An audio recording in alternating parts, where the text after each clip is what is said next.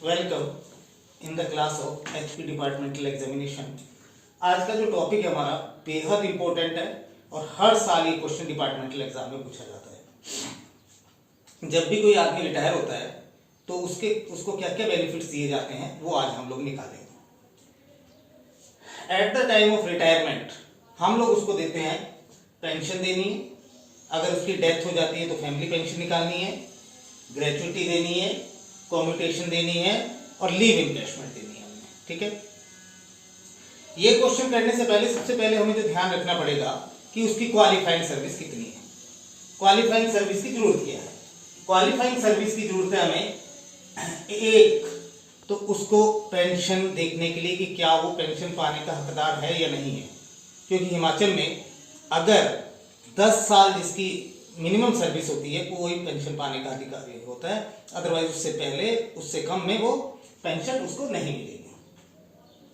तो जो qualifying service निकालते हैं हम लोग, क्वालिफाइंग सर्विस के लिए डेट ऑफ रिटायरमेंट में से उसकी डेट ऑफ ज्वाइनिंग माइनस कर देते हैं, तो जो बचता है वो आपकी ईयर और मंथ्स में या डेज में वो उसकी आएगी क्वालिफाइंग सर्विस। यहां पे ध्यान रखने वाली बात है कि क्वालिफाइंग सर्विस में कई चीजें माइनस की जाती हैं और कुछ चीजें प्लस की जाती हैं। क्या माइनस की जाती है? बेहद इंपॉर्टेंट है। अगर एक्स्ट्रा ऑर्डिनरी लीव पर है, ईओएल ले रखी है विदाउट मेडिकल और प्राइवेट अफेयर्स और public affairs, sorry personal affairs में, ठीक है, तो ईओएल का जितना भी टाइम पीरियड है वो क्वालिफाइंग सर्विस से माइनस हो जाएगा।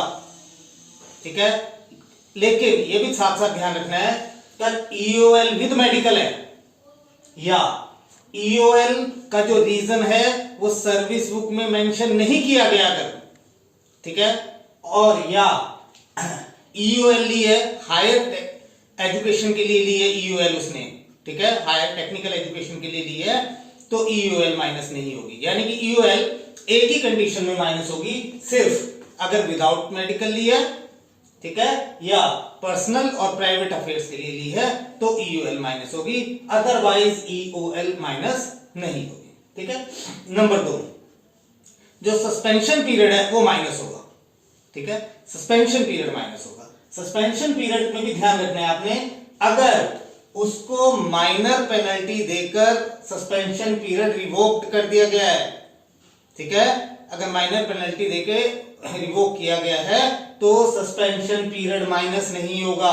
यानी कि अगर पेनल्टी पड़ी हुई है, ठीक है, ज्यादा पेनल्टी है तो माइनस होगा, ठीक है। अगर ये पॉइंट लिखा है कि suspension period revoke without penalty है ना, तो माइनर पेनल्टी है या विदाउट पेनल्टी है तब तो उसका सस्पेंशन पीरियड माइनस नहीं होगा। अगर पेनल्टी पड़ी हुई है तो सस्पेंशन पीरियड का पीरियड जो है वो माइनस होगा। ठीक है, overstayal of joining time, joining time का जो ओवरस्टेल है, ठीक है, वो डाइज नॉन पीरियड गिना जाता है और वो भी आपका यहां पे माइनस होगा। ठीक है, चौथा dies non period, dies non period भी क्वालिफाइंग सर्विस से माइनस होगा। वेदर कंडोन या अगर कंडोन भी हो गया है तब भी वो माइनस होगा पीरियड, ये ध्यान रखना है यहां पे आपने ना। ठीक है, और साथ में जोड़ना है आपने, क्या जोड़ना है?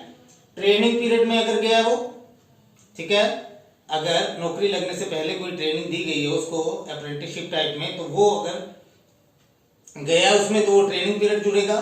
एस से एस अप्रेंटिसशिप, सबऑर्डिनेट ऑडिट और अकाउंट्स सर्विसेज का जो अप्रेंटिसशिप के लिए जाते हैं वो भी आपका ये जुड़ जाएगा क्वालिफाइंग सर्विस में।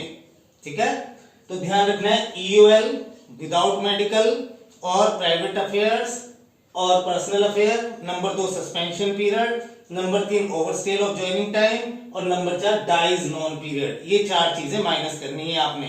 ठीक है, क्या नहीं माइनस करना है? ईओएल विद मेडिकल हो, ईओएल का रीजन सर्विस बुक में नहीं लिखा गया है, ईओएल हायर स्टडीज के लिए है, ठीक है, suspension period revoked without penalty है, ठीक है, और एक चीज और ध्यान रखनी है, अगर सिविल कमोशन है, ठीक है, कोई दंगे वगैरह हो रहे हैं और उस कारण से आप जो है ज्वाइन नहीं कर सके हैं, ठीक है, तो ध्यान रखना है आपने कि वो भी जो पीरियड है वो माइनस नहीं होगा।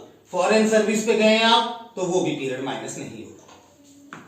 क्वालिफाइंग सर्विस जब निकालते हैं हम लोग, ठीक है, क्वालिफाइंग सर्विस निकालने के लिए आपने ये जो पीरियड है आपका, जैसे EOL है, सस्पेंशन पीरियड है, ओवरस्टेल है, जब इनको ऐड करना है ना, तो एक चीज ध्यान रखनी है आपने, दिन को अलग जोड़ना है, आपने महीनों को अलग जोड़ना है, ठीक है।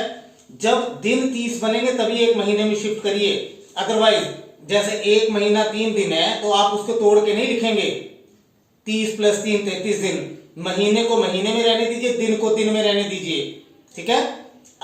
और क्वालिफाइंग सर्विस में से जब ये माइनस करेंगे तो जितना भी मंथ और डेज जो भी माइनस हो गए वो माइनस करके लिखेंगे। अब यहां पे ध्यान देने वाली बात है, अगर उसकी क्वालिफाइंग सर्विस 3 महीने या 3 महीने से ज्यादा है, ठीक है, तो आप उसको 6 महीने मानेंगे, और 9 महीने या 9 महीने से ज्यादा है तो आप उसको पूरा साल मानेंगे, ठीक है। इसकी जो जरूरत पड़ती है हमें, इसकी जरूरत पड़ती है जब ग्रेच्युटी निकालते हैं हम लोग, उस समय जरूरत पड़ती है इसकी, ठीक है।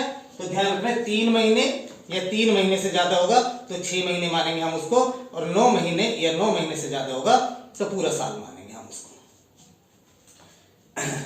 दूसरा जो पॉइंट होता है इसमें पेंशन निकालने का, ठीक है।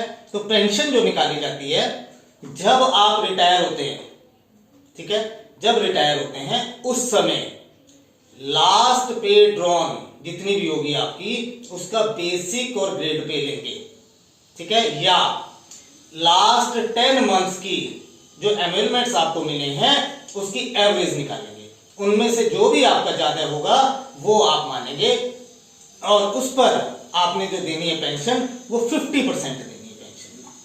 50% of the basic plus grade pay last drawn हुई है, या लास्ट 10 मंथ्स की जो एवरेज है एमोलमेंट्स वो लेंगे आप यहां पे, ठीक है ना। यहां पे ध्यान रखना है आपने कि जो फैमिली पेंशन दी जाती है, फैमिली पेंशन, या उससे पहले एक पॉइंट और लेते हैं कि बेसिक पे और ग्रेड पे तो ले रहे पेंशन में, लेकिन डीए भी दिया है क्वेश्चन में, तो आपने ध्यान रखना है कि पहले 50% ऑफ द बेसिक और ग्रेड पे निकालने के बाद डीए लगाना है उस पे आपने ना, ठीक है ना। यहां पे पेंशन में सिर्फ बेसिक और ग्रेड पे लेनी है आपने। अब बात आती है फैमिली पेंशन की, ठीक है। फैमिली पेंशन की जरूरत क्यों पड़ी? अगर किसी एम्प्लॉय की डेथ हो जाती है तो उसकी जो फैमिली को पेंशन दी जा रही है फैमिली पेंशन है, लेकिन यहां पे ध्यान रखने वाली बात है कि अगर उसकी डेथ जब भी हो रही है, ठीक है, उसके 7 साल बाद या up to the age of 65 years उसकी फैमिली को इनहांस्ड फैमिली पेंशन मिलेगी, इनहांस्ड फैमिली पेंशन मिलेगी। जैसे अगर किसी आदमी की डेथ हो जाती है 57 ईयर में हो जाती है अगर उसकी डेथ, तो आप 63 इयर्स तक इनहांस्ड फैमिली पेंशन देंगे।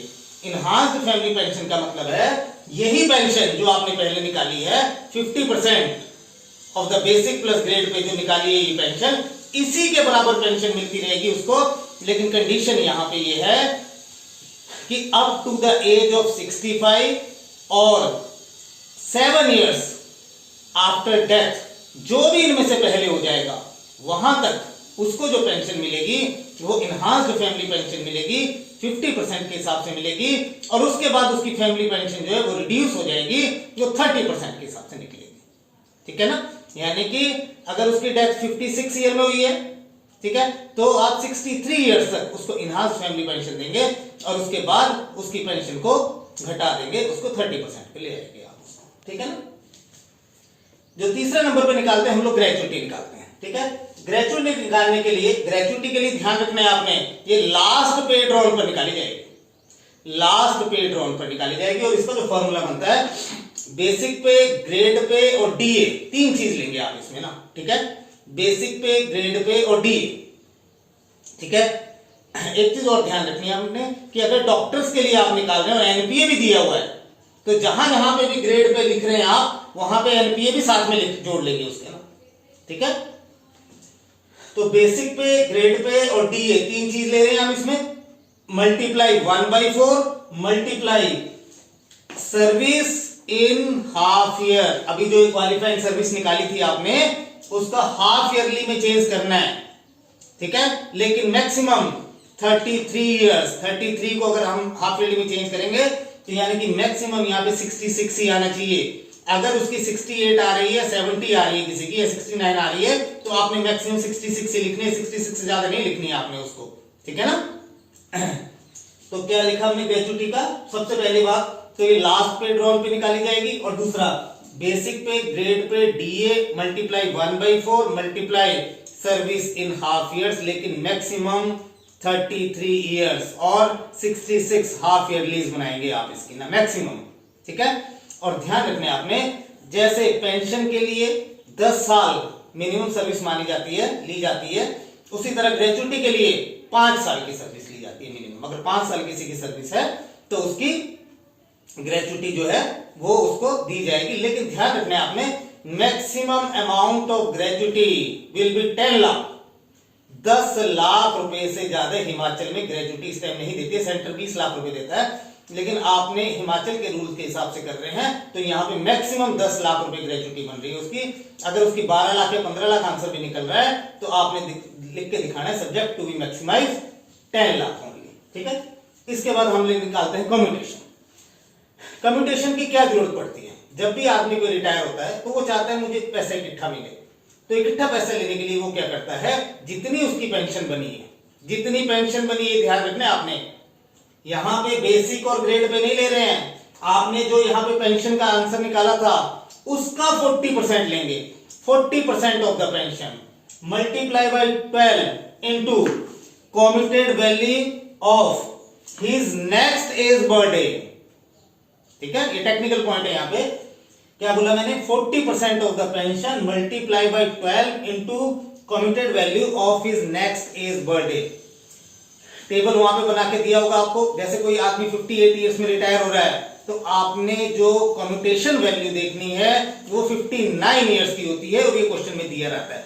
जैसे 59 इयर्स की कम्यूटेशन वैल्यू बनती है 8.371, ठीक है। अगर कोई 56 इयर्स में रिटायर हो रहा है, तो आपने उसकी जो वैल्यू देखनी कम्यूटेशन की, वो 57 ईयर वाली देखनी है आपने, ठीक है ना।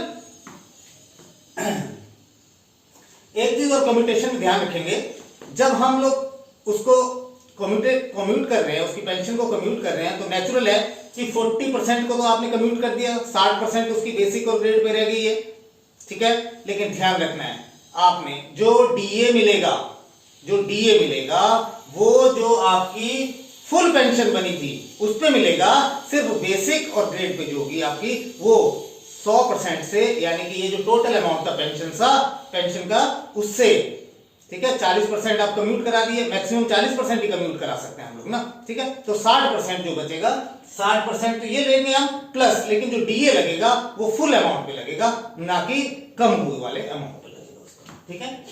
इसके बाद लेते हैं आप लीव एनकैशमेंट। जब भी कोई गवर्नमेंट एम्प्लॉय रिटायर होता है, तो उस समय जो अर्न्ड लीव अकाउंट है उसका, यानी कि अर्न्ड लीव जितनी उसकी बची है, मैक्सिमम जो है 300, तो 300 अर्न्ड लीव तक वो लीव एनकैशमेंट करा सकता है, ठीक है। तो 300 अर्न्ड लीव तक लीव एनकैशमेंट कराने के लिए फॉर्मूला बन गया, बेसिक पे, ग्रेड पे और डीए, तीन चीज लेंगे आप यहाँ पे, बेसिक पे, ग्रेड पे और DA multiply by number of earned leave and divided by 30, basic पे, ग्रेड पे और DA upon 30 into number of earned leaves, जितनी भी अर्न्ड लीव्स उसने अर्न करी हुई है उसका आपको अमाउंट मिल जाएगा। और लास्ट पॉइंट ले रहे हैं हम लोग एक्स ग्रेशिया। एक्स ग्रेशिया क्या होता है, अगर इन सर्विस कोई आदमी किसी की डेथ हो जाती है, ठीक है, तो एक ये लमसम अमाउंट उसके परिवार वालों को दिया जाता है, जिसको कि एक्स ग्रेशिया कहते हैं, ठीक है। एक्स ग्रेशिया अमाउंट जो निकालते हैं हम लोग, जितनी उसकी एनुअलमेंट्स हैं, ठीक है, यानी कि जितनी वो सैलरी ले रहा है उस टाइम, उसका 4 टाइम्स लेते हैं, 4 टाइम लेते हैं, ठीक है। लेकिन यहां पे ये ध्यान रखना है, हिमाचल में 4 टाइम्स, जैसे 1,50,000 बना है तो आप 1,50,000 नहीं देंगे, मिनिमम 35,000 और मैक्सिमम 1 लाख ही होता है इसका। मिनिमम 35,000 अमाउंट लेते हैं और मैक्सिमम 1 लाख रुपए ही ले सकते हैं, ठीक है। तो ये एक्स ग्रेशिया अमाउंट दिया जाता है इनको ना, ठीक है। इस क्वेश्चन के न्यूमेरिकल के बारे में हम अगले वीडियो में डिस्कस करेंगे, ठीक है। थैंक्स।